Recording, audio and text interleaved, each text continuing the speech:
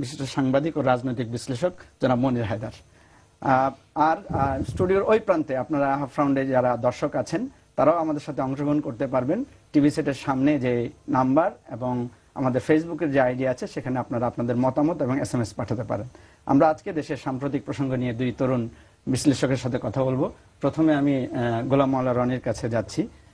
দেশের রাজনৈতিক প্রসঙ্গে আজকে যে বেশ কয়েকটি বিষয় আমাদের সামনে আছে, একটি হচ্ছে শিক্ষকদের কিছু দাবি দাওয়া পূরণের ঘোষণা সরকারের পক্ষ থেকে দেওয়া হয়েছে, আর পুলিশের একটি মূল্যায়ন প্রসঙ্গ নিয়ে বেশ বিতর্ক আমরা শুনতে পাচ্ছি, আর আপনার রায় নিয়ে অর্থাৎ আন্তর্জাতিক মানবতা বিরোধী রায়ের প্রসঙ্গটা আমরা আসবো, আর অন্যান্য বিষয়গুলো আমাদের আসবে। প্রথমে আপনার কাছে জানতে চাচ্ছি যে শিক্ষকদের যে দাবি দাওয়াটা আপনারা পূরণ করেছেন বলছেন, শিক্ষকরা সেটা মানছেন না, এটার ব্যাপারে আপনি কি বলবেন?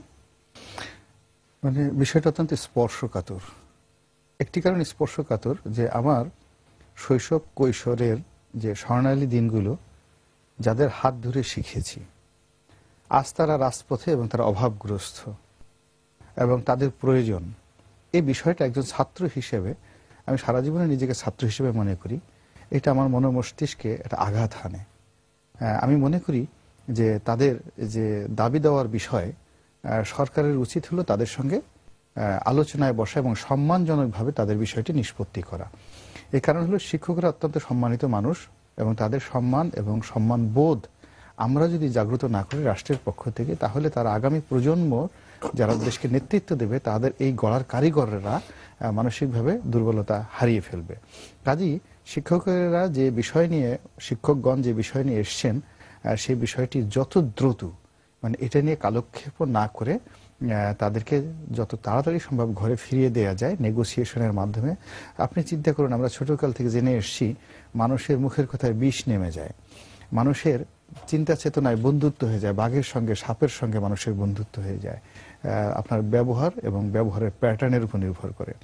সেই ক্ষেত্রে সরকারের যারা কর্তা ব্যক্তি তারা এই সরকারের শেষ সময় তাদের সীমাবদ্ধতা অবশ্যই আছে, তাদের দায়বদ্ধতা অবশ্যই আছে এবং তাদের সীমিত সম্পদের সীমাহীন দুর্বলতা থাকতেও পারে। তো সেই বিষয়টা নিয়ে সম্মানিত শিক্ষক এবং তাদের নেতৃবৃন্দের সঙ্গে দ্রুত বসে বিষয়টা আলোচনা করা যেতে পারে। এটা নিয়ে রাজনীতি করার কোনো অর্থ নেই, এটা নিয়ে আলোচনা করার কোনো দরকার নেই। আমি মনে করি সমস্যাটা সমাধান হোক, সেটা সম্মানিত শিক্ষকরা যদি পেয়ে খুশি থাকেন তাও ভালো, আর তাদেরকে যদি বুঝিয়ে না পেয়ে তাদেরকে ফেরত পাঠানো যায় তাও ভালো।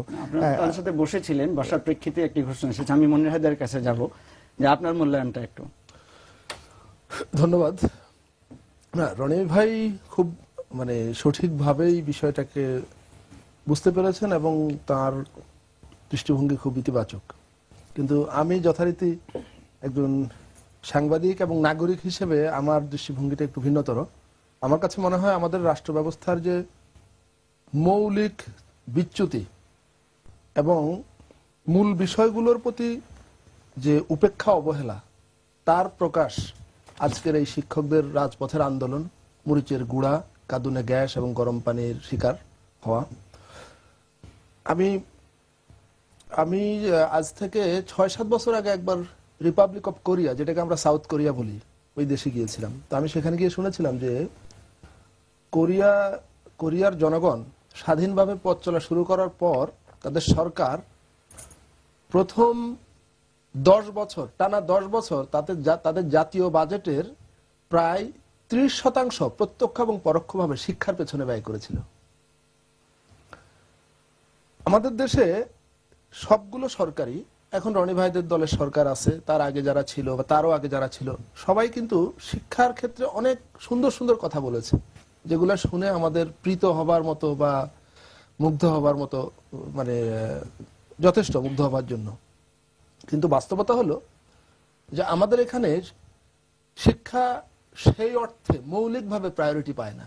প্রায়োরিটি না পাবার কারণ হলো আজকে যে আমরা যে রাজনীতির সমালোচনা করি, যে আপনার এই জোট মহাজোট বা আওয়ামী লীগ বিএনপি, আমরা যখন এগুলো সমালোচনা করি তখন রনি ভাই বলেন না ঠিক, বাট রনি ভাইয়ের দলের বা বিএনপির বা জাতীয় পার্টির জামাতের অনেকে বলে তো আপনারা আসেন না পলিটিক্সে, বা অন্য কেউ আসুক না, আর কাউকে তো অ্যাকসেপ্ট করছে না, ঘুরে ফিরে তো বিএনপি আওয়ামী লীগ বা জোট মহাজোটের কাছেই জনগণ যাচ্ছে। আসলে হয়েছে কি, আমাদের দেশের জনগণের সামগ্রিক শিক্ষার যে গভীরতা বা শিক্ষার যে মানের যে দশা, তাতে এই দল দুটো বা এই জোটের নেতৃবৃন্দ খুব ভালো করেই জানেন যে এদেরকে যদি এই স্ট্যান্ডার্ডে বহাল রাখা যায় তাহলে এরা ঘুরে ফিরে আমাদের কাছেই আসবে। আর এরা যদি মৌলিকভাবে সুশিক্ষিত এবং সচেতন হয়ে যায় তাহলে তারা বিকল্প চিন্তা করতেও পারে। সেই কারণে শিক্ষাটা একটা এভারেজ প্রায়োরিটিতে থাকে, অলওয়েজ এটা গড়পড়তা প্রায়োরিটিতে থাকে। যে যে স্কুলগুলো আছে এগুলো চলবে, রাজনৈতিক কারণে নতুন স্কুল খুলতে হলে খোলা হবে, দলীয় নেতাদের তদবিরের কারণে, ডিও লেটারের কারণে যদি আরো শিক্ষা প্রতিষ্ঠানে এমপিভুক্ত করতে হবে। আমি কিন্তু অনেক আপনাকে ব্যক্তিগতভাবে বলছি না, এটা কালচার। অন্তত গত 15-20 বছরের কালচারটা কি, যে কোন শিক্ষা প্রতিষ্ঠানগুলো এমপিভুক্ত হবে এটা কে ঠিক করে? যেই যেই এলাকায় সরকারি দলের এমপি সাহেবরা আছেন সেই সেই এলাকার এমপি সাহেবরা যেগুলোকে তালিকাভুক্ত করবেন সেগুলো এমপিভুক্ত হবে। যেখানে সরকারি দলের এমপি নাই সেখানে সরকারি দলের নেতা প্রভাবশালী যদি কেউ থাকেন তারা দুই একটা তালিকা দিলে সেটা এমপিভুক্ত হবে। একইভাবে এমপিভুক্ত শিক্ষা প্রতিষ্ঠানে নতুন শিক্ষক এমপিভুক্ত করতে হলে সেটাও একই প্রসেস এমপিভুক্ত হয়। তার মানে আমাদের এখানে একটা শিক্ষা নীতি করেছে আওয়ামী লীগ আগের সরকারের সময় করেছে, এবার আবার করেছে। কিন্তু শিক্ষার নীতি করেছে, কিন্তু শিক্ষার উপরে আমি জানি না এই নীতিটা হচ্ছে মানে কারিকুলাম বিষয়ক নীতি, কিন্তু সামগ্রিকভাবে শিক্ষা ব্যবস্থার নীতি কি হবে, শিক্ষা কৌশল কি হবে, আমাদের সেটা কিন্তু নাই। যে সারা দেশের শিক্ষা ব্যবস্থার উপরে যদি কোনো স্টাডি বা সমীক্ষা করা হতো, কোন কোন অঞ্চলে কি ধরনের শিক্ষা প্রতিষ্ঠান নতুন নতুন দরকার, কোন কোন শিক্ষা প্রতিষ্ঠানগুলোতে কোন কোন সাবজেক্টের উপর নতুন শিক্ষক এমপিভুক্ত করা দরকার, এ বিষয়ে কোনো কর্মকৌশল কিন্তু নাই। একেবারেই ব্যক্তির ইচ্ছা মাফিক হয় এই কাজগুলো। সে কারণে আমরা দেখি আমাদের শিক্ষার মানে খুব চোখে পড়বার মতো কোনো উন্নতি হচ্ছে না, এটা গড়পড়তা উন্নতি হচ্ছে। সরকার যে নতুন কাঠামোটা দিয়েছে সে ব্যাপারে আপনি? না, আমি সেখানেই আসছি। এটা হলো একেবারেই একটা খণ্ডিত অংশ। রনি ভাই, ইন্ট্রোডাকশন না, সরকার যেটা দিয়েছে এটা হলো মানে এইটা আলোচনা করতে গেলে পুরো বিষয়টা আলোচনা আসবে। কারণ হলো এখন ধরেন কিছু এই যে পত্রিকায় এসছে খবরটা এইভাবে যে সরকার 5 গুণ বাড়ি ভাড়া বাড়িয়েছে, 500 টাকা, 5 গুণ বাড়ি ভাড়া বাড়ানোর পরে সেটা 500 টাকা হয়েছে। তার মানে আগে কতটুকু ছিল? এবার আপনি বুঝেন শিক্ষার প্রায়োরিটি। 100 টাকা ছিল, সেটা 500 টাকা। রনি ভাই, আমি নিউ স্ক্যাটন রোডে থাকি, আমার বাসার খুব কাছাকাছি হলো হাতির ঝিল। আমি এটা সুবিধা ভোগী, আমি হাতির ঝিলে ঘুরতে যাই, বাচ্চাদেরকে নিয়ে ঘুরি, বেশ ভালো লাগে। এই হাতির ঝিল 2000 কোটি টাকা দিয়ে ডেভেলপমেন্ট করা হয়েছে এবং এই 2000 কোটি টাকার পুরাটাই আমাদের রাজস্ব খাত থেকে গেছে, আমাদের নিজস্ব তহবিল থেকে গেছে, এখানে কোনো বিদেশি অনুদান নাই। আমাদের যে শিক্ষকেরা এই প্রেস ক্লাবের সামনে আন্দোলন করতে গিয়ে মরিচের গুঁড়া, গরম পানি ইত্যাদি ইত্যাদি খেয়েছেন, তাদের দাবি মেটাবার জন্য প্রতি বছর মাত্র 200 কোটি টাকা লাগে। আপনি এবার, আমি হাতির ঝিলের বিরোধিতা করছি না, কিন্তু আমি বলছি যে আমার প্রায়োরিটি কোনটা। আমার বাবা একজন শিক্ষক, অবসরপ্রাপ্ত এখন, আমার বড় ভাই শিক্ষক, মেজো ভাই শিক্ষক, আমি একটা শিক্ষক পরিবারের ছিলাম, আমার চাচাতো ভাই বোনেরা অনেকে শিক্ষকতার পেশার সঙ্গে আছেন। মানে এত মানবেতর জীবন যাপন করে আমাদের অধিকাংশ শিক্ষক, জীবনযাত্রার ব্যয়ের বিপরীতে তাদের যা আয় এটা অচিন্তনীয়। এটা আমরা সবাই জানি, আমরা রনি ভাইও যথেষ্ট গ্রামের সঙ্গে তৃণমূলের সঙ্গে সম্পৃক্ত।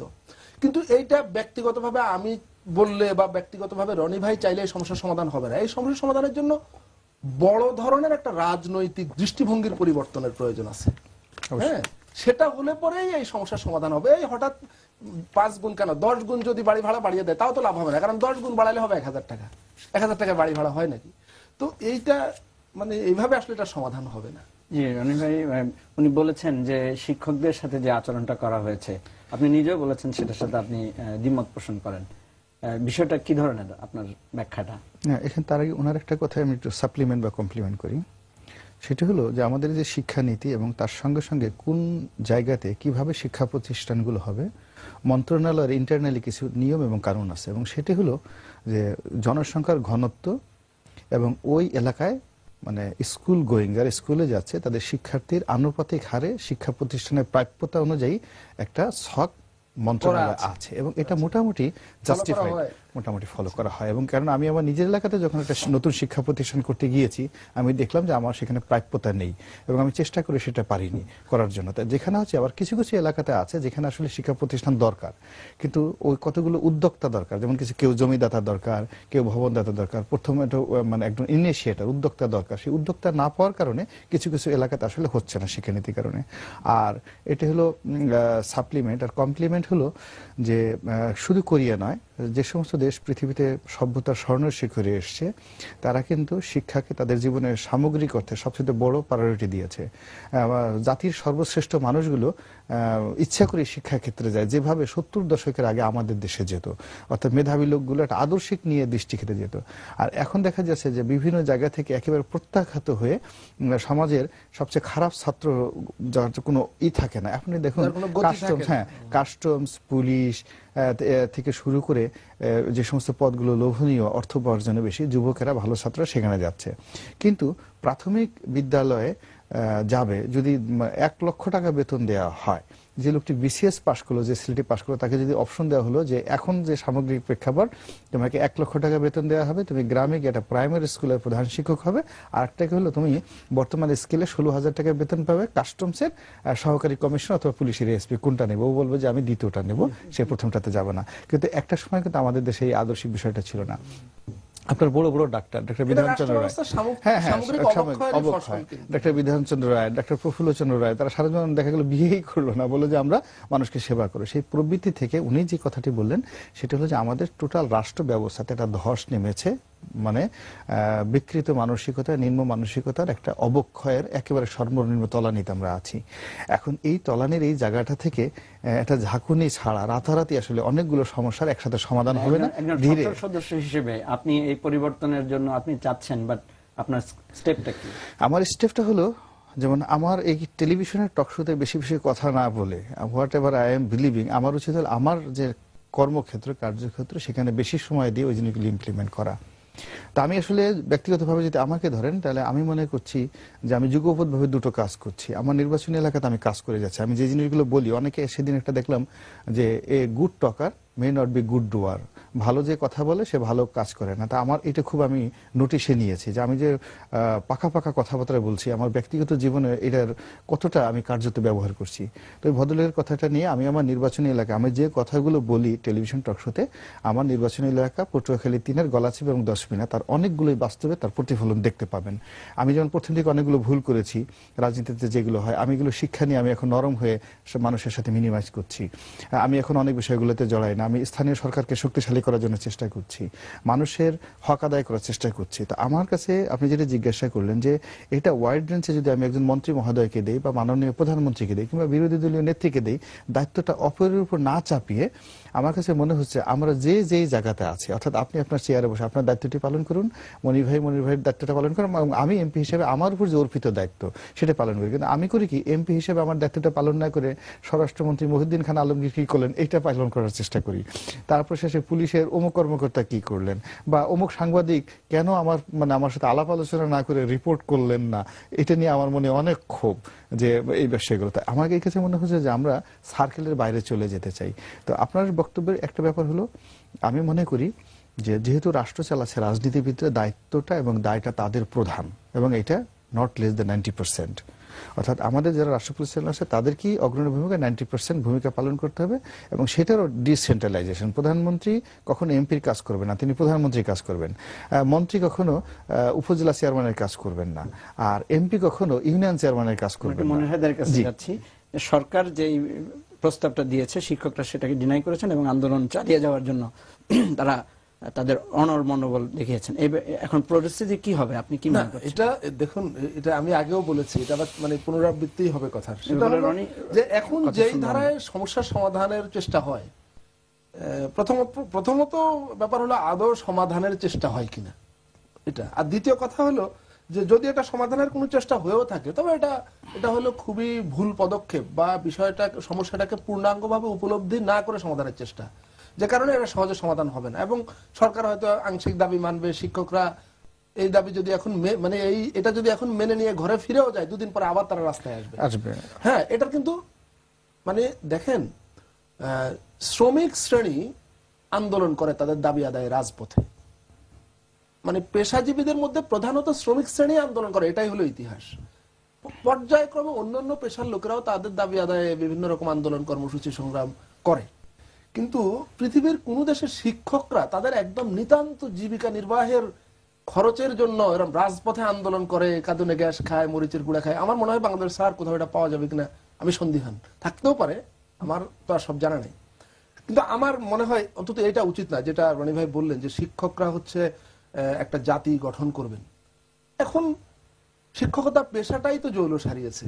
ওই যে যার কোনো গতি হয় না সে শিক্ষকতা পেশায় যায়। শুধু শিক্ষকতা কেন, আগামী দিনে আমাদের জন্য সবচেয়ে শঙ্কার বিষয় হলো সরকারি চাকরিতে ভালো লোক আসবে না। যে রাষ্ট্র চালাবার বা জাতি গঠনের যতগুলা পেশা আছে সবগুলা পেশার প্রতি আমাদের মেধাবীরা বিমুখ হয়ে পড়ছে। কারণ এই পেশাগুলোকে সময়ের সঙ্গে তাল মিলিয়ে সেইভাবে আকর্ষণীয় করে তোলা হয়নি বা তোলা যায়নি। সেটা আমাদের রাজনীতিবিদদের বা যারা রাষ্ট্র চালিয়েছেন, রাজনীতিবিদ ছাড়াও আবার মাঝে তো বিভিন্ন রকমের নেতারা রাষ্ট্র চালিয়েছেন। এই যারা গত 40 বছর রাষ্ট্র চালিয়েছেন তারা হয়তো এই জিনিসটা চিন্তাই করেননি যে আমাদের প্রশাসন, সিভিল প্রশাসনের চাইতে মেধাবী তরুণেরা গ্রামীণ ফোন বা ওই মাল্টিন্যাশনাল কোম্পানির প্রতি বেশি আগ্রহী হয়ে পড়বেন, দেশের বাইরে যাচ্ছে, দেশের বাইরে মেধা পাচার হয়ে যাবেন। তারা এই চিন্তাগুলা করেননি বলেই আজকে এত রকম সমস্যা তৈরি হয়েছে। প্রথমত মেধাবী লোকেরা এই সমস্ত পেশায় আসছে না, তারপরে কম্পারেটিভলি যারা কম মেধাবী তারা আসছেন কিন্তু তাদের ন্যূনতম দাবিও পূরণ করা তাদেরকে যথাযথ সম্মানই না দিলে তারা কিভাবে করবে? আমি সেটাই তো, শুধু সম্মানই না, সামগ্রিকভাবে পেশাটাকে আকর্ষণীয় করা, তার সে যেখানে কাজ করবে, শিক্ষাদান করবে, সেটার পরিবেশ, তার অন্যান্য সুযোগ সুবিধা, সমাজে তার সম্মান। আজকে তো আমরা তো এক ভয়ঙ্কর রকমের আগ্রাসনের কবলে পড়েছি। সেই আগ্রাসনটা কি রকম? শিক্ষক, সমস্ত পেশার মতো শিক্ষকদের মধ্যেও দুই গ্রুপ, একটা প্রো বিএনপি, একটা প্রো আওয়ামী লীগ, বা প্রো মহাজোট, প্রো 4 দলীয় জোট, প্রো 18 দলীয় জোট। তো ফলে এখন যারা বিএনপি সমর্থকেরা, আওয়ামী লীগ সমর্থক শিক্ষক, যত ভালো শিক্ষকই হোক তাকে সম্মান করবে না। ইউনিভার্সিটিগুলোতে কি হচ্ছে, যারা ছাত্রলীগ করে এরা বিএনপি পন্থী শিক্ষকদের দেখলে তাচ্ছিল্য করে, যারা ছাত্র দল করে তারা আওয়ামী লীগ পন্থী শিক্ষকদের দেখলে কিসের সম্মান, পারলে শত্রু হিসাবে বিবেচনা করে মারবে। যেটা ইসলাম ইউনিভার্সিটিতে কি হলো, ছাত্রলীগের ছেলেরা শিক্ষকদের পিটাচ্ছে, শিক্ষকরা কাঁদছে, নিজেদের আত্মরক্ষা করবার জন্য সোফার গদি নিয়ে মাথার উপর ধরেছে। এটা তো একটা বিক্ষিপ্ত ঘটনা না, এটা একটা সামগ্রিক পচন বা আমাদের অধঃপতনের একটা প্রকাশ জায়গায় জায়গায় ঘটছে। তো এইখান থেকে ওই যে উনি বললেন বড় রকমের একটা ঝড় ছাড়া এইটা থেকে আসলে এখন পরিত্রাণের উপায়, সেই ঝড় থেকে কিভাবে আসবে আমাদের অপেক্ষা থাকতে হবে। তবে পচনের যেহেতু একদম তলানিতে এসে গেছি, সুতরাং আমার মনে হয় এখন ফিরে দাঁড়াবার ব্যাপারে আমরা ঠিক এই প্রসঙ্গের সাথে যেটা গোলাম মাওলা রনি একটু আগে বলেছিলেন যে এই শিক্ষকদের আন্দোলনে আমরা দেখেছি যে পুলিশের এক ধরনের পেপার স্প্রে বা লাঠিচার্জ এই ধরনের ঘটনা। আবার পুলিশদেরকে নিয়ে গতকাল পুলিশের অনুষ্ঠানে মাননীয় প্রধানমন্ত্রী কিছু পদক দিয়েছেন, সেটা নিয়ে বিতর্ক এসেছে। আপনি কি মনে করেন যে পুলিশের প্রতি মানুষের যে বন্ধুত্ব সুলভ যে কথাগুলো, পুলিশ কি সেই ক্রেডিবিলিটি রক্ষা করতে পারছে? আমি আপনার প্রশ্নে যাচ্ছি, তার আগে 30-35 সেকেন্ড আমি আগের প্রশ্নটা শেষ করে আসছি। সেটি হলো ব্রিটিশদের আন্ডারে আমরা প্রায় 200 বছর ছিলাম, তার আগে মোগল সাম্রাজ্যে ছিলাম। তো ব্রিটিশদের যে ভালো ভালো দিকগুলো আমরা কিন্তু অর্জন করতে পারিনি, কিন্তু ব্রিটিশের যে মন্দ দিকগুলো, যেমন দমন পীড়ন নির্যাতন, এরপরে মানুষকে অপমান করা, লাঞ্ছনা করা, জেল জুলুম হুলিয়া, এগুলো ব্রিটিশ থেকে আমরা নিয়েছি। কিন্তু ব্রিটিশের যে ভালো দিকগুলো সেটা নেয়নি। ব্রিটিশের ভালো দিকগুলো কেমন ছিল? আপনি জানেন যে আমাদের যে ব্রিটিশ সেন্ট্রাল গভর্নমেন্টে আমাদের যে বঙ্গীয় এই অংশটা একজন গভর্নর, লেফটেন্যান্ট গভর্নর উনি শাসন করতেন। তো কলকাতাতে যেটা হিন্দু কলেজ ছিল সেটার অধ্যক্ষ ছিলেন ঈশ্বরচন্দ্র বিদ্যাসাগর, এবং ঈশ্বরচন্দ্র বিদ্যাসাগরের বেতন ছিল ওই লেফটেন্যান্ট গভর্নর যিনি সর্বোচ্চ পদ তার চেয়ে বেশি, অর্থাৎ সম্ভবত 10 টাকা বেশি। তো এটাই যে ওই সময়টাতে আপনি চিন্তা করুন যে হিন্দু কলেজ মানে বাংলাদেশ ঢাকা কলেজ, তো ঢাকা কলেজের বেতনের অধ্যক্ষের বেতন হবে আমাদের প্রধানমন্ত্রীর বেতনের চেয়ে বেশি। তো এটা ব্রিটিশরা আমাদেরকে শিখিয়ে গেছে, কিন্তু আমরা ওই শিক্ষাটা গ্রহণ না করে ওই পেপার স্প্রে কিভাবে মারতে হয় সেটা দারুণভাবে রপ্ত করেছি। আমরা আপনার প্রসঙ্গে যে প্রসঙ্গে আমরা আলোচনা করছিলাম, তো ঈশ্বরচন্দ্র বিদ্যাসাগর যদি বেঁচে থাকতেন তিনি কিন্তু প্রিন্সিপাল হতেন না। প্রিন্সিপাল হতেন যে অথর্ব, অযোগ্য, তেল মারতে পারে এবং নির্লজ্জ দলবাজি করতে পারে, সেই প্রিন্সিপাল। মনির হায়দার, আমরা ওই প্রসঙ্গে আসবো, তবে যেটি আপনাকে আমি জিজ্ঞেস করেছিলাম সেই প্রসঙ্গে আমাদের সাথে এখন টেলিফোনে যোগ দিচ্ছেন বাংলাদেশ প্রতিদিন পত্রিকার নির্বাহী সম্পাদক জনাব নঈম নিজাম। আমরা যে প্রসঙ্গটি আলোচনা করছিলাম পুলিশের মান এবং পুলিশের যে মূল্যায়ন হয়েছে সেই প্রসঙ্গে। নঈম নিজাম, আপনি কি আমাকে শুনতে পাচ্ছেন? আসসালামু আলাইকুম। হ্যাঁ নঈম নিজাম, শুনতে পাচ্ছেন? আপনাকে ধন্যবাদ আমাদের সাথে যোগ দেওয়ার জন্য। আমরা যে প্রসঙ্গটিতে এসেছিলাম যে পুলিশ হচ্ছে একটি সিভিল সোসাইটি, মানে সিভিল টিম যারা মানুষের সাথে এক কাতারে থেকে আইন শৃঙ্খলা রক্ষা করার ব্যাপারে ভূমিকা পালন করে। তো পুলিশের যে মান এবং পুলিশের যে মূল্যায়ন প্রক্রিয়া, এই বিষয়টি আপনার মতামত জানতে চাচ্ছি।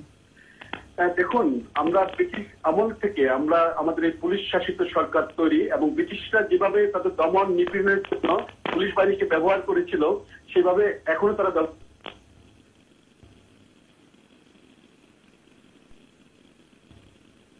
সম্ভবত সংযোগ বিচ্ছিন্ন হয়ে গেছে। নঈম নিজাম, আবার যদি আমরা পাই আবার আপনার সাথে আমরা আসব। তো যে প্রসঙ্গটি আলোচনা হচ্ছিল গোলাম মোল্লা রনি, না, আমাদের জনাব নঈম নিজাম সাহেব এদেশের মানে আমাদের এই তরুণ প্রজন্মের মধ্যে, মানে তরুণ বলতে এখন আসলে 60-এর নিচে, 50-এর নিচে তরুণ বলা যায় না, কারণ এভারেজ হয়ে গেছে।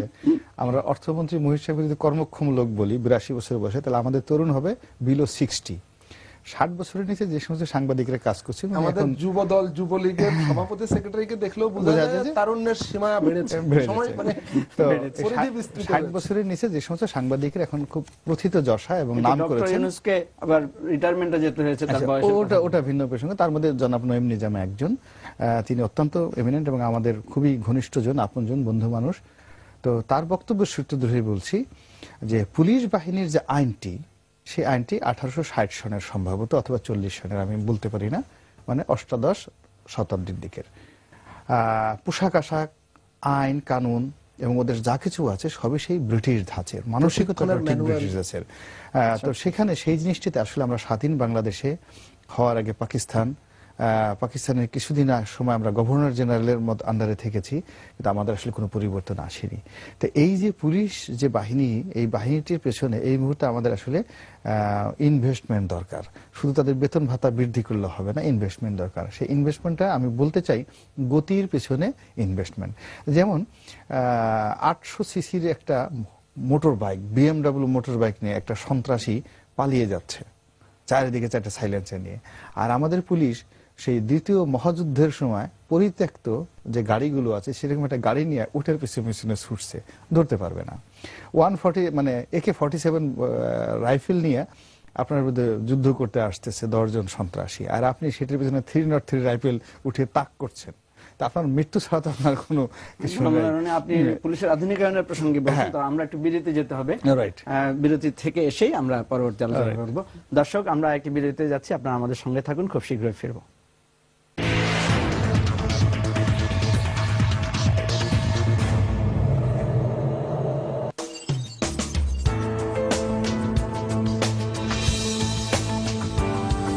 আমি কি কোনোদিন তোমার কাছে কিছু চেয়েছি? না, চাওনি তো। তাহলে একটা জিনিস চাই। চাও।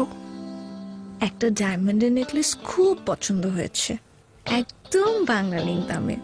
এইটুকু শখ তো আমি করতেই পারি, তাই না? এখন বাংলালিংক মানে সবচেয়ে কম রেট। বাংলালিংক দিচ্ছে এখন যে কোনো অপারেটরে 12 পয়সা প্রতি 10 সেকেন্ড, দিনরাত 24 ঘন্টা। নতুন বাংলালিংক সংযোগ চালু করলেই এই রেটটি উপভোগ করতে পারবেন। আর বর্তমান বাংলালিংক গ্রাহকরা এই রেট উপভোগ করতে স্টার্ট লিখে ফ্রি SMS করুন 4687 নম্বরে। দিন বদলের চেষ্টায় বাংলালিংক।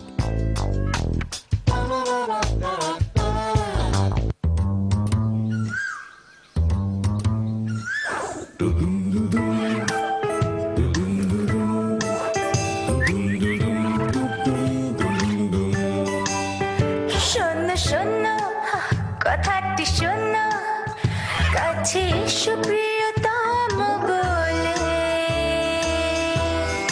ও তোলো তোলো, ও মুখ তোলো, কেন লাজে নীরব হলে?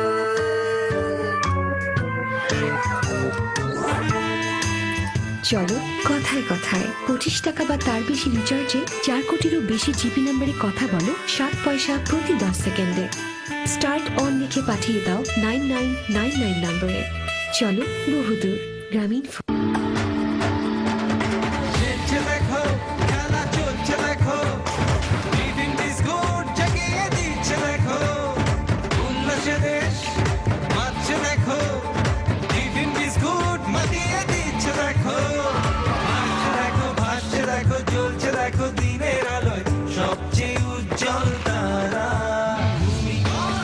টিফিন বিস্কিট খাও, ছক্কা হাঁকাও। জীবনের দৌড়ে ছক্কা হাঁকাতে tiffin biscuit. Be the sixer. এই এটা কত? আবা, আপনি আমার অবিশ্বাস করলেন? বাজি ধরে কইতাছি, এর চেয়ে বাংলালিংক দামে যদি আপনি এই মাছ পান, তাইলে কাইন্ডলি আপনার এক পিস চুরি রেখে যাবেন। জিন্দেগি ভর চুরি পরে থাকুন, ওই কথাটা ঠিক আছে না? ঠিক কইছেন। এখন বাংলালিংক মানে সবচেয়ে কম রেট। বাংলালিংক দিচ্ছে এখন যে কোনো অপারেটরে 12 পয়সা প্রতি 10 সেকেন্ড, দিনরাত 24 ঘন্টা। নতুন বাংলালিংক সংযোগ চালু করলেই এই রেটটি উপভোগ করতে পারবেন। আর বর্তমান বাংলালিংক গ্রাহকরা এই রেট উপভোগ করতে স্টার্ট লিখে ফ্রি SMS করুন 4687 নম্বরে। দিন বদলের চেষ্টায় বাংলালিংক। সূর্যোদয়ে তুমি, সূর্যাস্তেও তুমি। পরিকল্পিত গৃহায়ন ব্যবস্থাপনায় দেশ গড়ার দৃঢ় সংকল্প নিয়ে মেট্রো হোমস লিমিটেড। সুপরিকল্পিত কাঠামো, নির্দিষ্ট সময়ে প্রকল্প হস্তান্তর এবং সর্বোচ্চ গ্রাহক সেবা। Find your future today. Metro homes limited.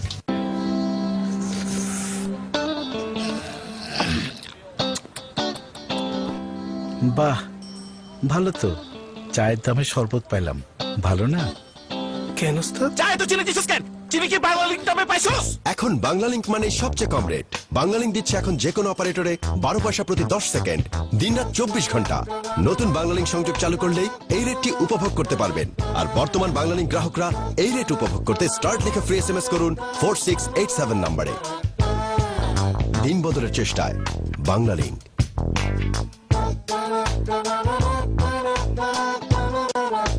বিয়ার একটা ভালো সম্বন্ধ আইছে, গনি মেম্বারের ছেলে। বসে খাওয়া ছেলে আমার পছন্দ না। বাড়ি ঘর ঠিক করতে হইব, বন্ধকি জমিটা ফেরত নিমু, মেলা কাজ বাকি। এটাও জরুরি কাজ মা। নিজের পায়ে দাঁড়ানোটা সবচেয়ে জরুরি। ডাচ বাংলা মোবাইল ব্যাংকে অ্যাকাউন্ট করছিলাম, তখন থেকে একটু একটু করে সঞ্চয় করি। সঞ্চয় না থাকলে আয়ের কোনো দাম নাই। বাপের আছে অনেক, ছেলে বৈশা খায়, দাম নাই। ডাচ বাংলা ব্যাংক মোবাইল ব্যাংকে, ব্যাংক এখন হাতের মুঠোয়। আয় করো, টাকা জমাও, বুদ্ধি খরচ কইরা চলো। অভাব থাকলেও সুখের অভাব হবে না। ডাচ বাংলা ব্যাংক লিমিটেড, আপনার বিশ্বস্ত সহযোগী। জীবনের আজব রং বোঝা বড় দায়। পাপারা পাপারা পারা, কখনো প্রেমের রং, কখন বাজে দৃষ্টি চান মিষ্টি, কখনো বা ভেরি গুড, কখনো বা ভেরি ব্যাড। এই রোদ বৃষ্টি চাটনি চান মিষ্টি। PD Food, good food.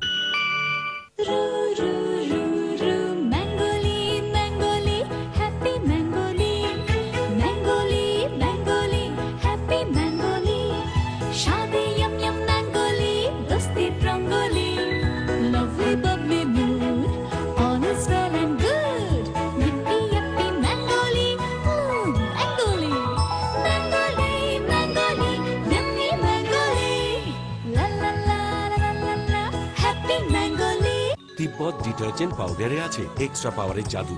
জাদুর মোড়ক খুলে গেছে, সবাই সবকিছু জেনে গেছে। এখন জাদু তোমার হাতে। তুমি স্নিগ্ধ রূপমা মৌসুমী, শরৎ শুভ্র মেঘের ছোঁয়ায় কাটিয়া, শিশির ভেজা হাওয়ায় গুনগুন বসন্তরী ফুল। হয়ে উঠুন তারকাদের মতো আপনিও। 1000টি স্মার্টফোন তোমার জন্য। তোমার গ্রামীণ ফোন মোবাইলে ডিসেম্বরে মোট যত টাকার লোকাল ভয়েস কল করেছো, জানুয়ারিতে তার চেয়ে 100 টাকা বা তার যত বেশি করবে ততই বেড়ে যাবে স্যামসাং গ্যালাক্সি নোট 2 সহ 1000টি স্মার্টফোন জেতার চান্স। আর 100টি ফ্রি জিপি SMS তো থাকছেই। সময় কম, চলো জিতে নেই। চলো বহুদূর, গ্রামীণ ফোন।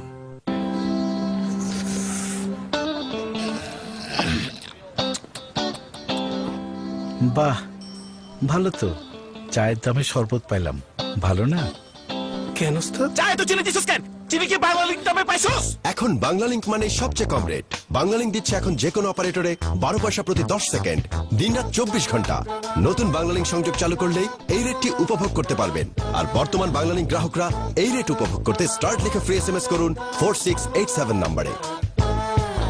দিন বদলের চেষ্টায় বাংলালিংক।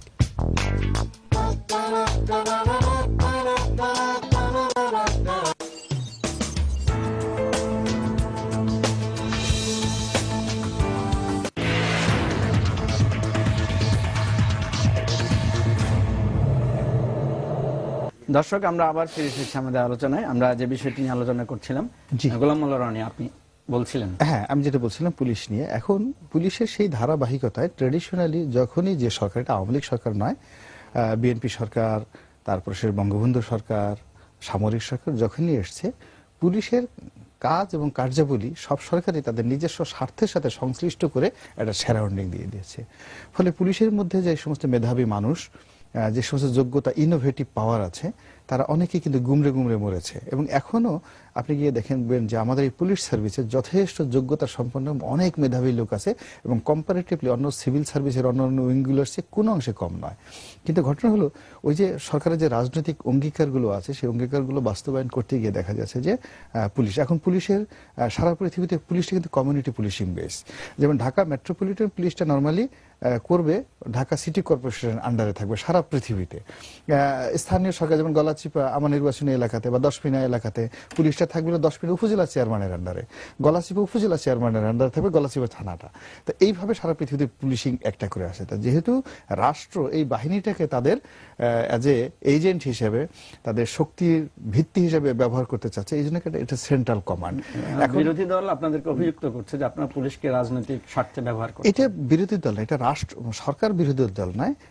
যদি তাই বলেন, যেহেতু এখানে বিএনপির আমার কোনো প্রতিপক্ষ নাই, জনাব মনি হায়দার উনি একজন নিরপেক্ষ ব্যক্তি, তার কাছে আমার বিএনপি যেহেতু না আমি বলতে পারবো না, তবে আমি নাম মেনশন না করে বলছি অতীতে পুলিশকে যেভাবে ব্যবহার করা হয়েছে যত খারাপভাবে, আমরা তার সাথে ততোধিক ভালোভাবে ব্যবহার করার চেষ্টা করছি। এই একটাই হলো কথা। কিন্তু আমরা বের হয়ে আসতে পারিনি এবং আগামীতে যারা ক্ষমতায় আসবে বা আমরাও যদি আসি রাতারাতি বের হয়ে আসতে পারবো না। তবে একথা সত্য যে বিগত দিনের পুলিশ বাহিনীকে যে সমস্ত কাজে, রাষ্ট্রীয় কাজে, যত খারাপ কাজে সরকারগুলো ব্যবহার করেছে, বর্তমান সরকার তুলনামূলকভাবে তার সাথে অনেক ভালো করছে। মনির হায়দার, আপনার মন্তব্য। ধন্যবাদ। এই ইস্যুতে আমি প্রথমত রনি ভাইকে একটু হেল্প করবো, যেটা রনি ভাই বলতে পারেননি এখানে বিএনপির কেউ না থাকে, সেটা আমি বলবো। আর দু একটা বিষয় রনি ভাইয়ের সঙ্গে আমার একটু দ্বিমত হবে বিনয়ের সঙ্গে।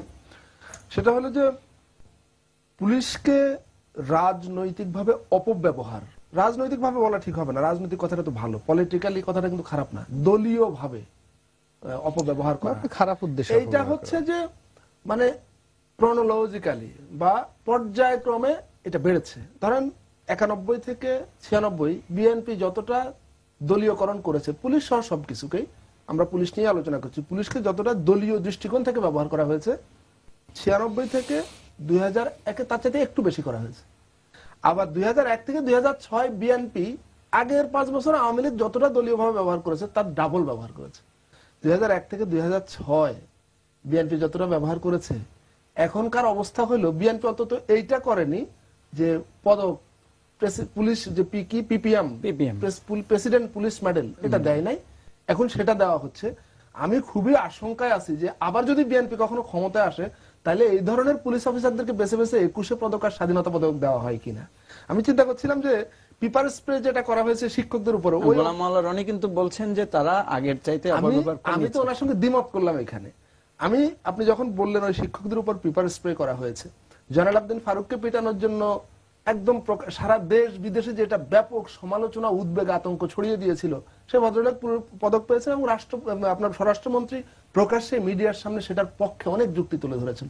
এখন স্বরাষ্ট্রমন্ত্রীর মতো এরকম একজন উচ্চ শিক্ষিত লোক, হ্যাঁ, যথেষ্ট একাডেমিক, খুব ভালো পড়াশোনা জানা লোক, তিনি এই বিষয়টাকে জাস্টিফাই করলেন একদম মিডিয়ার সামনে এসে। তো আগামীতে বিএনপি যদি ক্ষমতায় আসে, তাহলে বিএনপি ওই যে বললাম ওই লাইনে যাবে। আরেকটা দিক হলো যে রনি ভাই বলছিলেন যে আমাদের পুলিশকে ওই যে বিদেশে দেখা যায় যে 800 সিসির বিএমডব্লিউ মোটরসাইকেল নিয়ে সন্ত্রাসীকে তাড়া করে, আর আমাদের দ্বিতীয় মহাযুদ্ধের পরের যে গাড়ি সেটা নিয়ে। আমি অবশ্য আপনার সঙ্গে সম্পূর্ণ একমত। আমি চাইবো যারা সমাজের মানে সমস্ত মানুষের নিরাপত্তা বিধানের দায়িত্ব নিয়োজিত, তাদের ওয়েল ইকুইপড হতে হবে, শুধু গাড়ি না, সামগ্রিকভাবে তাদের ওয়েল ইকুইপড হতে হবে। তারা রিস্ক নিয়ে কাজ করে অপরাধীদের বিরুদ্ধে, সুতরাং তাদের সেটা হতেই হবে, এতে কোনো বিতর্কের অবকাশ নেই।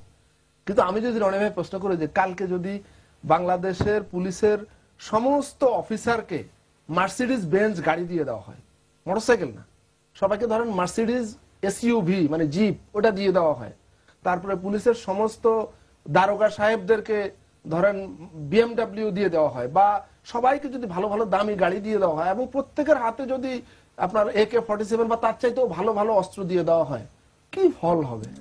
তারা তো তাদের এমন অ্যাসাইনমেন্ট নিয়ে আছে যে আমরা যখন দেখি যে রাজশাহী বিশ্ববিদ্যালয়ের ছাত্রলীগের ছেলেরা যখন মারামারি করছে, পুলিশ সেখানে নীরব দর্শকের ভূমিকায় দাঁড়িয়ে থাকে। আবার যদি সেখানে ছাত্রলীগ ছাত্রদল হয় বা অন্য কোনো সংগঠন হয়, তাহলে দেখবো যারা মার খাচ্ছে পুলিশ তাদেরকে অ্যারেস্ট করে নিয়ে হাজতে ঢুকিয়ে দিচ্ছে। পুলিশের অবস্থা তো এরকম, মানে এইটা হলো পলিটিক্যালি মিসইউজের বা দলীয়ভাবে অপব্যবহারের একটা চরম ভয়ঙ্কর রূপ আর কি। এই অবস্থায় পুলিশ রিফর্মে যত প্রকল্পই বাস্তবায়ন করা হোক, পুলিশকে যত ওয়েল ইকুইপ করা হোক, পুলিশের বেতন যতই বাড়ানো হোক, কোনো লাভ হবে না যতক্ষণ পর্যন্ত পুলিশ সহ সমস্ত রাষ্ট্রীয় ইনস্ট্রুমেন্টকে তার পেশাদারিত্ব নিয়ে তার যে ম্যানুয়াল, তার যে নিজস্ব কিতাব সেটা অনুযায়ী চলতে দেওয়া না হবে, সেটা সুফল কোনোদিন জনগণ এবং এই রাষ্ট্র পাবে না। জি, গোলাম মোল্লা রনি, মাননীয় প্রধানমন্ত্রী বলেছেন পুলিশকে রাজনৈতিকভাবে ব্যবহার করা হবে না, কিন্তু একই অনুষ্ঠানে স্বরাষ্ট্রমন্ত্রী বললেন যে রাজনৈতিক কর্মীর মতো কাজ করার কারণে পরোক্ষভাবে তিনি সেটা স্বীকার করেছেন যে ডিসির যে ভদ্রলোক হারুন তার প্রমোশন হয়েছে বা তাকে পিপিএম দেওয়া হয়েছে। এটা কোনটা সত্য আপনি মনে করেন? না, আমি সংগত কারণে প্রধানমন্ত্রীর যে বক্তব্য সেটাকে অনুসরণ করব, আর স্বরাষ্ট্রমন্ত্রীর বক্তব্যের সঙ্গে আমি একমত নই। এবং তার বক্তব্য যেটা আছে, আমি যদিও সরকার দলীয় সংসদ সদস্য, তারপর আমি মনে করি যে এটা আমি প্রত্যাখ্যান করা উচিত। আমি তার এই বক্তব্যের দায় দায়িত্ব বাংলাদেশ আওয়ামী লীগ নেবে না, আওয়ামী লীগের সরকার নেবে না। এটা একান্তই তার মস্তিষ্ক প্রসূত ব্যক্তিগত কথা অথবা স্লিপ অফ টাং। আর উনি যদি বিশ্বাস করে কথাটা বলে থাকেন, আমি মনে করবো it is a dangerous game he played for the government. সে যদি স্লিপ অফ টাং হতে পারে, যে কোনো মানুষের কথা বলতে গেলে অনেক বড় বড় মানুষ, মনির হায়দারের কথাতে মনে হচ্ছে স্বরাষ্ট্রমন্ত্রী সত্য কথাই বলেছেন। না, ঠিক যে মানে ঘটনা হলো অনেক কথাগুলো আছে। ইন্টারাপ্ট করি 30 সেকেন্ডে। সেটা হলো যে এই ভদ্রলোককে পিপিএম দেওয়া হয়েছে জয়নাল আবদিন ফারুককে পেটানোর পর, এটাই কিন্তু তার জন্য প্রথম সারপ্রাইজ না, বা তার জন্য প্রথম একটা রিওয়ার্ড না। এর আগে তাকে এডিসি থেকে আপনার এডিশনাল ডেপুটি কমিশনার থেকে ডেপুটি কমিশনার করা হয়েছে, তাকে লুক্রেটিভ পোস্টিং হিসাবে ঢাকার খুবই কাছের একটা জেলার এসপি করা হয়েছে, সেখান থেকে আরো লুক্রেটিভ পজিশন হিসাবে ঢাকার একটা ইম্পর্টেন্ট এলাকার ডিসি করা হয়েছে। আমাদের এই ঘটনার পর বারবার তিনি রিওয়ার্ড। মনির হায়দার আমাদের সাথে আবার আমরা ফিরে পেয়েছি বাংলাদেশ প্রতিদিনের সম্পাদক নঈম নিজামকে। নঈম নিজাম, আপনি কি শুনতে পাচ্ছেন? হ্যাঁ, আমি শুনতে পাচ্ছি। যে আমরা যে বিষয়টি আলোচনা করছিলাম, আপনি নিশ্চয়ই শুনেছেন যে ডিসি হারুনকে পদোন্নতি দেওয়া বা তাকে পিপিএম দেওয়ার ব্যাপারে স্বরাষ্ট্রমন্ত্রী এবং প্রধানমন্ত্রীর যে কথার মধ্যে পার্থক্য, আপনার মতামত জানতে চাচ্ছি। দেখুন, আমাদের দেশে যখন যারা ক্ষমতা থাকেন তখন তারা পুলিশ বাহিনীকে তাদের নিজের মতো করে ব্যবহার করেন। এর কারণটা হলো পুলিশ বাহিনীও একইভাবে কাজ করে থাকে এবং ব্রিটিশ মডেলে যেভাবে আমাদের পুলিশ বাহিনী গড়ে তোলা হয়েছিল, স্বাধীনতার 42 বছর পরও পুলিশ বাহিনীকে সংস্কার করা হয়নি। এই সংস্কার না করার কারণে আপনি লক্ষ্য করে থাকবেন, যখন বিশ্বজিৎকে কুপিয়ে হত্যা করে ছাত্রলীগ নামধারীরা, তখন কিন্তু পুলিশ নিষ্ক্রিয় একটি ভূমিকা পালন করে থাকে। এখানে একজন ডিসি হারুন মূল বিষয় নয়। যখন বিএনপি ক্ষমতা থাকে তখন আমরা পরিণতকে দেখি, যখন আওয়ামী লীগ ক্ষমতা আসে তখন হচ্ছে ডিসি হারুনের নাম আসে। এই যে এক একটা সময় একটা নাম উঠে আসে, এটা কিন্তু আমাদের রাষ্ট্রীয় সিস্টেম কিংবা পুলিশ বাহিনীকে যেভাবে উন্নত এবং সমৃদ্ধ করা দরকার ছিল, সংস্কার করা দরকার ছিল, সেটি করতে না পারার কারণে এই অবস্থা তৈরি হয়েছে। আপনারা অবাক এবং বিস্ময়ের সঙ্গে লক্ষ্য করবেন, যখন আমরা স্বাধীনতার আগে পাকিস্তান আমলে যেভাবে পুলিশ বাহিনীকে ব্যবহার করা হতো কিংবা ব্রিটিশ আমলে যেভাবে পুলিশ বাহিনীকে ব্যবহার করা হতো, এখনো রাষ্ট্রযন্ত্রকে সরকার টিকে থাকার জন্য একইভাবে ব্যবহার করে চলছে কিংবা ক্ষমতার ক্রিয়ানাপ হিসেবে ব্যবহার করছে। এটা দুঃখজনক হলো সত্য এবং এটাই চলে আসতেছে। এবং এই অবস্থা যদি অবসান করতে হলে একজন ডিসি হারুন আত্মহত্যা প্রেসিডেন্ট পদক পেলেন, কালকে এর আগে কুইনুর পেয়েছিল, আগামী দিনে আরেকজন পাবেন।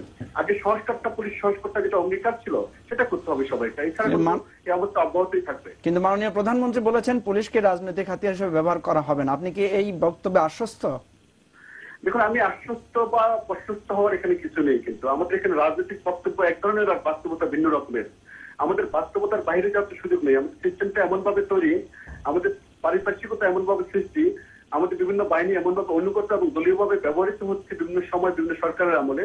এখন এই ধারাবাহিকতা চলছে। আমি মনে করি না যে এই বক্তব্যের মধ্যে দিয়ে সবকিছু সরে আসবে। তাহলে কিন্তু আপনি যখন পুলিশ বাহিনী, হ্যাঁ, আপনি লক্ষ্য করে থাকবেন, যখন ছাত্রলীগ কোনো কর্মকাণ্ড করে তখন কিন্তু তাদেরকে সেভাবে কিন্তু কিছু বলা হয় না, কিংবা বিএনপি ক্ষমতা থাকার সময় ছাত্রদলকে কিছু বলা হয় না। এটা কারণ সিস্টেম একই রকম। আগামীতে যারাই ক্ষমতা আসবে একই রকম ঘটনা করতে। এখানে আশ্বাস, বিশ্বাস, প্রশ্বাসের কিছুই নেই। কিন্তু একটু আপনি আমাদের সাথে লাইনে থাকবেন। গোলাম মোল্লা রনি, ওনার কথাই মনে হচ্ছে উনি আশ্বস্ত নয়। আপনি কি মনে করছেন? না, এখন তার দৃষ্টিভঙ্গি থেকে তিনি বলবেন কথা, এবং তিনি যেহেতু সমাজের একজন সুনাগরিক, এবং তার মতের সঙ্গে আমার মত না থাকতে পারে, ঐক্যমত না থাকতে পারে, কিন্তু আমি তো তার মতামতকে উপেক্ষা করতে পারি না এবং অসম্মানিত করতে পারি না। আমি মনে করি এটি হলো গণতন্ত্র এবং এটি হলো গণতন্ত্রের সৌন্দর্য। ফলে জনাব নঈম নিজাম সাহেব যে বক্তব্য দিয়েছেন, সরকারের যারা কর্তা ব্যক্তি আছে তারা নোটিশে নেবেন, নোটিশে নিয়ে উনি তো তেমন কিছু বলেননি। উনি এখানে আশ্বস্ত বা অস্বাস্থ্যের কথা বলেননি। উনি যেটা বলছেন একটা ইন্টেন্সিভ কেয়ার দরকার, পরিবর্তন দরকার, ধীরে ধীরে সেই পরিবর্তনটা আসবে। যে বক্তব্যগুলো সবাই দিচ্ছে সেই বক্তব্যগুলো হলো এটাও গতানুগতিক রাজনৈতিক, আর যে পরিবর্তনগুলো দরকার বা যাকে হচ্ছে সেটাও একটা গতানুগতিক ভাবে হচ্ছে। আপনার জানতে চাচ্ছি। আমি কিন্তু নঈম ভাই যা বলেছেন আমার অগ্রজ হিসেবে আমি মানে নঈম ভাইয়ের সঙ্গে দ্বিমত করছি না, অবশ্যই দ্বিমত করবার কোনো অবকাশ নেই, কিন্তু আমি একটু ভিন্ন দৃষ্টিকোণ থেকে ব্যাপারটাকে দেখতে চাই। মাননীয় প্রধানমন্ত্রী বলেছেন যে পুলিশকে রাজনৈতিকভাবে ব্যবহার করা হবে না, তিনি কিন্তু বলেননি যে রাজনৈতিকভাবে ব্যবহার করা হচ্ছে না। নিশ্চয়ই এমন কোন পরিকল্পনা সরকারের থেকে থাকতে পারে যে কোনো একটা পর্যায়ে গিয়ে আর রাজনৈতিকভাবে ব্যবহারের প্রয়োজন হবে না, তখন আর করা হবে না। নঈম নিজাম, আপনি কি কোনো কিছু প্রত্যাশা করেন যে কিভাবে পরিবর্তনটা হবে? দেখুন, আমি একজন আশাবাদী মানুষ। আমি মনে করি আমাদের আশার আলো নিয়ে বেঁচে থাকতে হবে। যদি আমাদের আশাবাদ না থাকে তাহলে আগামীতে আমরা সুন্দরভাবে পথ চলা এগিয়ে নিতে পারবো না। আমাদের দাবি এবং আমি মনে করি পুলিশ বাহিনীকে সংস্কার জরুরিভাবে দরকার, যাতে পুলিশ বাহিনী আইনের প্রয়োগটা সঠিকভাবে করতে পারে, কোনো ক্ষমতার দৃষ্টিভঙ্গি কিংবা কোনো দলীয় দৃষ্টিভঙ্গি থেকে কোনো কিছু মূল্যায়ন না করে। অপরাধী যিনি হন যে হন না কেন তার বিরুদ্ধে কঠোর ব্যবস্থা নিতে হবে। অপরাধী যদি ছাত্রলীগ হয় তার বিরুদ্ধে ব্যবস্থা গ্রহণ করতে হবে। অপরাধী ছাত্রদল হোক আর একজন অন্য নাগরিক হোক, তার বিরুদ্ধে সমান একই রকম সিস্টেম এবং আইন শাসন কায়েম করতে হলে কোনো বিকল্পও নেই। এখন যে দলীয় দৃষ্টিভঙ্গি, এটা রাষ্ট্রের তৈরি, এটা সরকারগুলোর সৃষ্টি এবং সরকারগুলো এই কাণ্ডগুলো করে যাচ্ছে বলে আজকে এত সংকট সমস্যা এবং সাধারণ মানুষ তাদের বিচার পাচ্ছে না এবং পুলিশ থানাতে গেলে তাদেরকে হয়রানির শিকার হতে হয়। এই অবস্থার অবসানটাই আমি চাই। আমি আশা নিয়ে থাকতে চাই যে এই অবস্থা চলবে না, একটা পর্যায়ে এগুলো বন্ধ হতে হবে। জি নঈম নিজাম, আপনাকে অনেক ধন্যবাদ, আপনি আমাদের সাথে সময় দিয়েছেন। জি গোলাম মাওলা, এখানে একটা ব্যাপার খুব লক্ষণীয় একটা ব্যাপার হলো বারবার শুধু হারুন নামে একজন ডিসির কথা চলে এসছে। হারুন কিন্তু একটা প্রতীক, একটা সিস্টেমের প্রতীক, কিন্তু আপনি যদি অভ্যন্তরে ঢুকেন যে কোনো কারণে যে মিডিয়ার কল্যাণে জয়নাল আবেদিন ফারুক সাহেবের সাথে তার যে আচরণ, এইটার কারণে হারুনের নাম বারবার আসছে, কিন্তু এই পদকের মধ্যে খুঁজে গিয়ে দেখেন যে আরো ভয়াবহ কিছু আছে, আরো ভয়াবহ কিছু আছে। এবং এইটা যারা পুলিশের কর্তা ব্যক্তি ভালো কাজ করেছেন তাদের অনেক হতাশার ব্যাপার। আমি একদম একটা মেনশন করি, একটা নাম বলি। প্রধানমন্ত্রীর কার্যালয়ে একজন একটা কর্মকর্তা ছিলেন, নাম প্রলয় জোয়ারদার। আচ্ছা, প্রলয় জোয়ারদার পুরো সময়টাতেই প্রধানমন্ত্রীর কার্যালয়ে কাজ করেছেন এবং ইররেগুলারিটিস কারণে he is quit and ousted from the prime minister office করে তাকে, সে কিন্তু একজন এডিশনাল এসপি র্যাঙ্কে আছে এবং তাকে একজন এসপির রুমে পুলিশ হেডকোয়ার্টারে বসিয়ে রাখা হয়েছে এবং অল্প কিছুদিন হলো সে সেখানে বসছে এবং পুলিশের কোনো কর্মকাণ্ডের সঙ্গে তার সার্ভিস জীবনে কোনো সংযোগ ছিল না, তাকেও কিন্তু পিপিএম দেওয়া হয়েছে। It is more dangerous. Harun তো ডিউটিতে আছে, সে কাজ করছে, 2 বছর যাবত কাজ করছে, আর সে কাজ ভালো বা মন্দ মূল্যায়নের বড় ব্যাপার, কিন্তু যে লোক কাজই করলো না তাকে আপনি একটা পদক দিলেন, আমার সাংবাদিকরা সেই জিনিসটা কিন্তু বের করতে পারে। একটু মুচকে হাসছেন, আমি একটু জানতে চাচ্ছি যে হাসির পেছনে কিছু আছে। আসলে আমি দেখেন, আমি এই সাবজেক্টটা নিয়ে আলোচনা করতে আমার মানে একটু মানে রুচিতে বাঁধছে, আমি আর এটা নিয়ে আলোচনা করতে চাই না। মানে রনি ভাইয়ের বক্তব্য না, মানে আমরা এই যে এই লোকগুলোকে নিয়ে আলোচনা করছি, প্রকারান্তরে আমরা তাদেরকে বরং বিখ্যাত হতে সহায়তা করছি। আমি আলোচনা করতে চাই অন্যখানে। আমি পুরো পুলিশ বাহিনী তো রাষ্ট্রের একটা ইনস্ট্রুমেন্ট। পুলিশ বাহিনী ইনস্ট্রুমেন্ট হলো সেই জিনিস যে নিজের ইচ্ছায় চলতে পারে না, সে চলে ম্যানুয়াল অনুযায়ী। মানে একটা আর্মস চালাবার জন্য একটা ম্যানুয়াল থাকে, একটা যন্ত্র চালাবার জন্য একটা ম্যানুয়াল থাকে। পুলিশ বাহিনী হচ্ছে একটা গুড গভর্নেন্স যে দেশে থাকে, সেই দেশে রুল অফ ল বলতে যা বোঝায় আইন বা বিধিবিধান দ্বারা একটা ইনস্ট্রুমেন্ট পরিচালিত হবে, কোনো ব্যক্তির ইচ্ছা বা নির্দেশে পরিচালিত হবে না। আপনি দেখেন না, পৃথিবীর কোন দেশে কি কোনো স্বরাষ্ট্রমন্ত্রী বলেন আমি নির্দেশ দিয়েছি, স্বরাষ্ট্রমন্ত্রীকে নির্দেশ দিতে বলা হয়েছে? দুনিয়ার কোথাও নাই। কারণ স্বরাষ্ট্রমন্ত্রী খুব শক্তিমান লোক হইতে হবে এমন কোনো কথা না। আমার পুলিশ স্বরাষ্ট্রমন্ত্রী কাজ কি? স্বরাষ্ট্রমন্ত্রীর কাজ হলো যে পুলিশ বাহিনী তার আইন অনুযায়ী চলবে, পরিচালিত হবে। কেউ এই আইনের ব্যত্যয় করছে কিনা মানে আপনার অভ্যন্তরীণ ভাবে, আর একইভাবে সে আইন বাস্তবায়ন করতে গিয়ে কোনো বেআইনি কাজ করছে কিনা বা ক্ষমতার অপব্যবহার করছে কিনা, এটা লুক আফটার করে। এটা হলো স্বরাষ্ট্রমন্ত্রীর কাজ। এটা হলো একজন মানে সদিচ্ছা সম্পন্ন ভালো মানুষ দরকার। তো সেটা আমাদের দেশে তো আমরা জানি কি অবস্থা। আমি বলতে চাচ্ছি যে পুলিশ বাহিনী যাতে নিরুৎসাহিত না হয়, এটা তো বাহিনীর দোষ না বা ব্যক্তির দোষও না, এটাকে তৈরি করা হচ্ছে এভাবে। এই পুলিশ বাহিনীতে তো অনেক মানবিক গুণ সম্পন্ন লোক ছিলেন। আমরা আবু ইসাহাকের কথা স্মরণ করতে পারি, সূর্য দীঘল বাড়ি, মনে আছে? অসাধারণ উপন্যাস। আবুল খায়ের মুসলিউদ্দিনের নাম বলতে পারি, শেখ নিয়ামত আলী, হ্যাঁ আমি আবুল খায়ের মুসলিউদ্দিন, শেখ নিয়ামত আলী, সেই বিখ্যাত ছবি সূর্য দীঘল বাড়ি। তো পুলিশ বাহিনীতে আরো এখনো আছে, অনেকে লেখালেখি করে। মনে করেন যে উপমহাদেশের প্রথম যৌন বিজ্ঞানের উপর যে লেখক, এই পুলিশের আইজি ছিলেন আবুল হাসনাত সাহেব। তো পুলিশে অনেক মেধাবী লোকেরা অতীতে গেছে, এখনো আছে, কিন্তু এখন আর কেউ যাবে কিনা আমি সন্দিহান। যাবে কিনা আমি বলতে চাচ্ছি, খুবই সিম্পল, পুলিশের যে আইন আছে, প্রয়োজনে সে আইনে কোনো সীমাবদ্ধতা বা দুর্বলতা থাকলে রাষ্ট্রের কাজ হলো, পার্লামেন্টের কাজ হলো, সরকারের কাজ হলো খুঁটে খুঁটে সেগুলো দূর করা, এই বাহিনীটাকে আরো এফিশিয়েন্ট করা, প্রো পিপল করা। না আমি মনে হয় আপনাকে একটা কথা বলি। আপনি দেখুন, পুলিশের আইজি মানে হাসান মাহমুদ খন্দকার, খন্দকার। সেকেন্ড যিনি আছেন ওখানে শহীদ সাহেব আছেন, এখানে বেনজির সাহেব আছেন। এই তিনজন অফিসারের নামই বললাম। এই তিনজন মানুষকে যদি দায়িত্ব দেওয়া হতো, কথা বলতে বলা হতো, আমার কাছে মনে হচ্ছে যে পুলিশ নিয়ে আমাদের টু শব্দ করার কোনো একটা ব্যাপার ছিল। কিন্তু এটা নিয়ে যখন আমরা রাজনৈতিক ব্যক্তিত্ব যে বিষয়গুলো জানি না কথা বলতে যাই, আমরা কিন্তু সেটা তালে গোলে গোল পাকিয়ে ফেলি, উলট পালট করি। আমরা কিন্তু টেকনিক্যাল সাবজেক্ট নিয়ে বা তার অভ্যন্তরীণ সমস্যা নিয়ে কথা বলছি না, আমরা বলছি মোটা দাগে যেটা উপর থেকে দেখা যায়। আমরা একটা বাহিনীকে কি হিসাবে দেখতে চাই? রাষ্ট্রের পয়সায়, জনগণের পয়সায় যারা চলে, কিন্তু পুলিশের কথাই তো হচ্ছে পুলিশ জনগণের বন্ধু। তারা আইনকে আপহোল্ড করবে, আইনকে তার নিজস্ব গতিতে চলতে সহায়তা করবে, জনগণের নিরাপত্তা নিশ্চিত করবে, কারণ জনগণের ট্যাক্সের টাকায় তাদের বেতন হয়। কিন্তু দুর্ভাগ্যজনকভাবে আমাদের রাষ্ট্র ব্যবস্থা, আমাদের রাজনীতি, পুলিশ বাহিনী সহ সকল বাহিনীকে, রাষ্ট্রের সকল ইনস্ট্রুমেন্টকে কার্যত রাষ্ট্রের মালিকে পরিণত করেছে। রাষ্ট্রের মালিক হচ্ছেন অ্যাকচুয়ালি যারা রাষ্ট্র পরিচালনা করেন, রাজনৈতিক নেতৃত্ব, তারা মালিক হয়ে যাচ্ছেন, আর এরা হচ্ছেন সহযোগী মালিক ইনস্ট্রুমেন্ট গুলা, আর জনগণ চাকর বাকরে পরিণত হয়ে যাচ্ছে। আমার কথা হলো যে মানে গুড গভর্নেন্স বা গণতন্ত্রে তো আসলে এটা শেখায় না, এটা বলা হয় না। রাষ্ট্র ব্যবস্থা তৈরি হয়েছে যে রাষ্ট্র বাইরের ইনস্ট্রুমেন্ট গুলো জনগণকে সুশৃঙ্খল ভাবে অধিকতর সেবা দেবে, জনগণের নিরাপত্তা নিশ্চিত করবে, এক ব্যক্তি আরেক ব্যক্তিকে প্রতারিত করবে না, এই বিষয়গুলো রাষ্ট্র প্রতিরোধ করবে। কিন্তু আমরা দেখছি যে রাষ্ট্রই এখন ওই ফ্রাঙ্কেনস্টাইনের দানবের ভূমিকা অবতীর্ণ হয়ে যাচ্ছে এবং নাগরিকরা ভীত সন্ত্রস্ত হয়ে যাচ্ছে। কিন্তু আমরা যেটা দেখতে পাচ্ছি যে পরিবর্তন হচ্ছে না, ঘুরে ফিরে আপনি যেটা বলেছেন, একবার একরকম হচ্ছে, তার চাইতে বেশি পরের বার বেড়ে যাচ্ছে। কিন্তু পরিণতি কি এর? না, ঠিক আপনার ওই পরিণতির যাওয়ার আগে আপনার যে কথাটা, সেটা আমি অত্যন্ত বিনয়ের সাথে দ্বিমত পোষণ করছি। পরিবর্তন হচ্ছে, তবে পরিবর্তনের গতিটা খুব ধীর এবং অস্থির। ধীর এই কারণে যে হারে পরিবর্তন হওয়া দরকার সেই হারে পরিবর্তন হচ্ছে না। অর্থাৎ আমরা এক্সপেকটেশন করতেছি যে ভারত যেভাবে এগুলো, মালয়েশিয়া যেভাবে এগুলো, সিঙ্গাপুর যেভাবে এগুলো আমাদের প্রতিবেশী, আমরা সেভাবে এগোবো। সেই তুলনায় আমাদের গতি অত্যন্ত স্লো, কিন্তু পরিবর্তন হচ্ছে সর্বস্তরে। আর দ্বিতীয় যে বিষয়টি হলো পরিণতিটা কি, আমি তো পরিণতিটা ভালো দেখছি এই অর্থে যে আমাদের মিডিয়া, প্রেস, উইংস, জনগণের মধ্যে একটা নবজাগরণের সৃষ্টি হচ্ছে। অন্যায়কারীর অন্যায় করছে, কিন্তু তারা হজম করতে পারছে না। কিন্তু দেখেন আমাদের এই যে সাম্প্রতিককালে গত একটি বছরে যে বড় বড় ঘটনাগুলো ঘটলো, সে অর্থনৈতিক কেলেঙ্কারি বলুন কিংবা অন্য যে কোনো বিষয় করুন, এই মানে কেলেঙ্কারির নায়কেরা কিন্তু একটা হজম করতে পারেনি। অর্থাৎ জনগণ কিন্তু এখন অনেকটা সচেতন, প্রচন্ড সচেতন, অ্যাওয়ারনেস।